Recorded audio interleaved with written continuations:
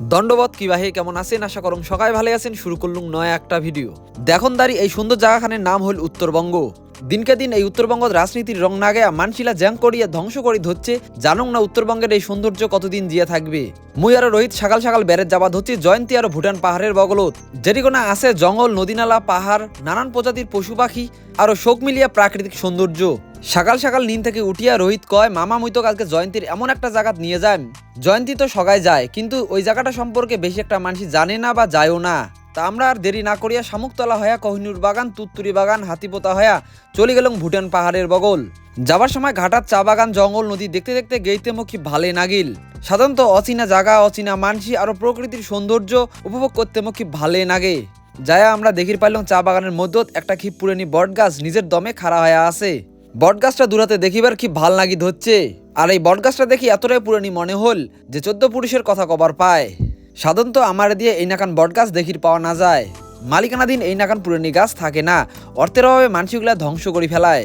আর সরকারি জায়গাত এই নাকান গাছ থাকিলে ক্ষমতাসীন মানসিলা নিজের ফয়দার জন্য ক্ষমতা দেখায়। গ্রামে গঞ্জে হয়তো এলাও যদি দুই একনা এই নাকান পুরানি নিগরানি গাছ থাকে, পরিবেশ প্রেমী টাড়ির কয়েকজন মানসির জন্য হয়তো জিয়ে আছে। চা বাগানের মধ্যে এই নাকান বট গাছ বাঁচিয়েছে দেখিয়া বুকখান ভরি উঠিল। গাছটার এপাশ ওপাশ বেড়াবেড়ি করিয়া ঘুরি ফিরিয়া গোটায় গাছটা দেখলুম। শিপে দিয়া বাড়তে বাড়তে গাছটা আরো অনেক ওষার হয়েছে আর অনেক বড় আকার ধারণ করছে। গাছটার ঠেল কাটিয়া নিচত জিরিবার জন্য বৈশের জায়গাও বানাইছে। বৈশের জায়গাখান দেখিয়া মনে হল চা বাগানের কামাই করা মানসিলা আর ওটেকার মানসিলার শান্তির জায়গা। টামড়ে ফাটা রৈদত কামাই করে আসিয়া মানসিলা গাছের সেঙাত বসিয়া জিরায় আড্ডা আর নানান জাগাতি গল্প। এই গাছ নিজের বাঁচিবার সাথত আর 10টা মানুষের জিরিবার জন্যে সেঙা দিছে আরো জাগা দিছে। এই বটগাছের কথা কইতে ভাইয়ে সম্রাট আব্বাস উদ্দিন সাহেবের গানের দুটা লাইন মনে পড়ি গেল।